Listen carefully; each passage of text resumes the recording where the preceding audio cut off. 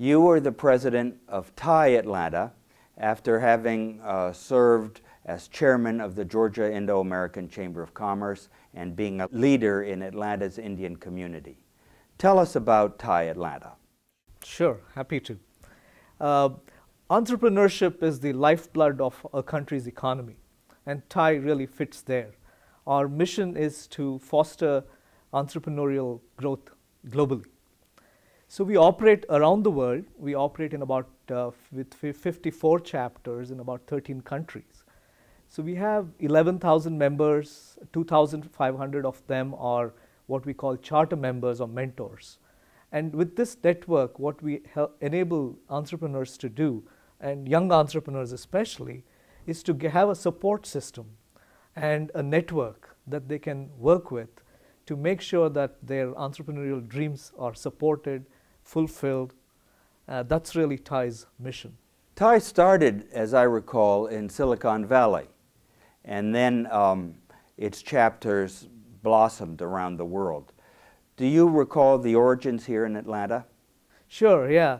The Silicon Valley success basically sparked the same ideas here in Atlanta, and a group of entrepreneurs in the Atlanta region got together and said, hey, there is really nothing here that focuses on supporting entrepreneurs. So let's create another TiE chapter here, and that's the genesis of TiE. And TiE has been extremely beneficial to the Atlanta economy, amongst other things. Several of the entrepreneurs here have created extremely large corporations out of ideas, and they have provided employment to thousands of people. Are your meetings limited to the Indian community? No, not at all. In fact, our meetings are, the India link just happens to be that some of the founders of TiE came from an Indian background. But over a period of time, TiE has become a multicultural organization, and its core focus is entrepreneurship. And entrepreneurship, as you know, has no national boundaries. You have a global network. Have you been able to work with other TiE chapters? We constantly work with other TiE chapters. We have, in fact, any member of TiE has access to the entire network, and that is one of the real value that TiE provides. The charter members are across the world, so they are leaders in their own either businesses or in academia or in their sphere of work. So there is that group, and then you have members across the world. So it's a fantastic resource base. So if you have to reach out to, let's say, Singapore or Japan or Belgium or some other part of the United States, typically it's pretty easy to find somebody in the TiE network that you can talk to and get some help.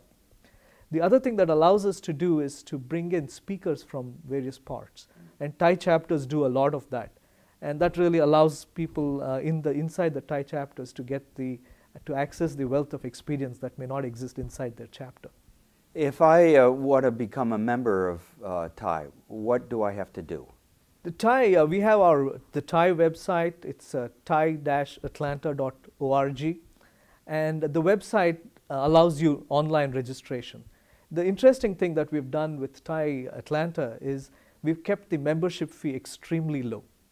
It's just $125 a year. And what we have done is we have used sponsorships and the generosity of our charter members who are successful entrepreneurs themselves. We use that combination to subsidize the membership.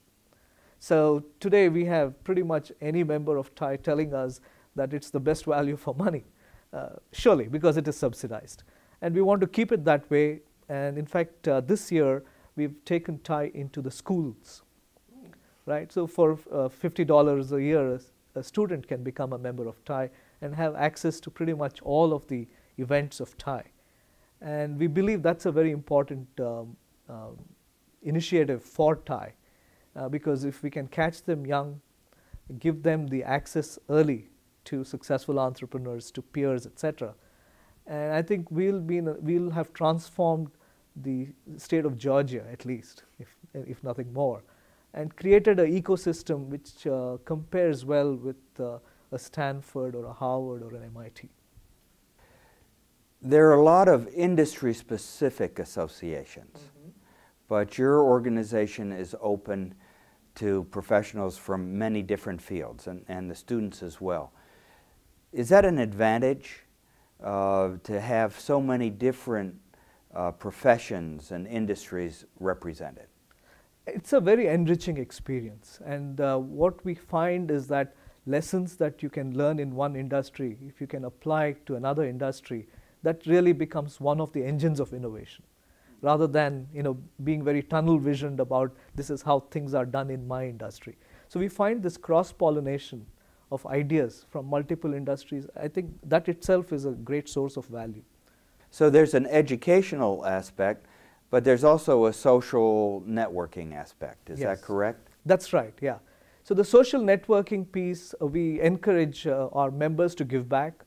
So a lot of our charter members, for example, are some of them are extremely well known for their social generosity and their involvement in social ventures. So from teaching to actual supporting institutions, educational institutions, charitable institutions, there's a fair amount of work that goes on as far as charter members go. In addition, I think the whole aspect of education and creating an ecosystem that can support entrepreneurial ventures, I think that itself is a major social service as far as TiE is concerned. Does TiE have chapters throughout India? Yes, it does. It has chapters. I know you go to India regularly. Is that important in terms of your relationships there? It is, and a lot of times the TiE chapters, TiE is actually, it creates a very instant bond between people. Because if you're from the TiE Atlanta chapter and somebody else is from a TiE Bangalore chapter, and let's say you're both charter members, the barriers break down very quickly. It's a form of fraternity in a sense. It is a business fraternity. That's right.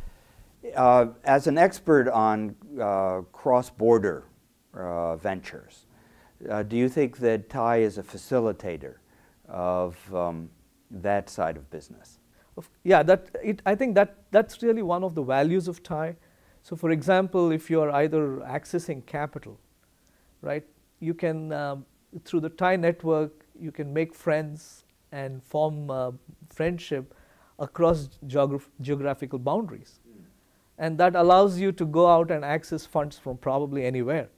And the same thing applies to transactions, whether they are joint venture transactions, mergers and acquisitions, or even market entry transactions. Through the TiE network, you can open out at least a few contacts, get some feedback, get some trusted referrals. So the network becomes extremely important for that. What are your immediate objectives as president of TiE? We have 2 or 3 major objectives for this year. One of them, of course, is to improve the quality of our programming, and which I think we're on a good track there. The second is we have our TiE Entrepreneurial Summit coming up on the 16th and 17th of July. And I think this is a very important educational event where we bring people, venture capitalists, private equity groups, corporate chieftains, all of them together into Atlanta. And it's a great opportunity for people here in our membership to network with them, to learn from them, to get motivated. So that's a major thrust this year.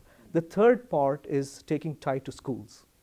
So we just came back from an event in Georgia Tech called Entrepreneurship 101, where we had students from Georgia Tech who had become entrepreneurs come back and share their stories. What can be more inspiring than that to a student who's thinking about an idea but doesn't know what to do next?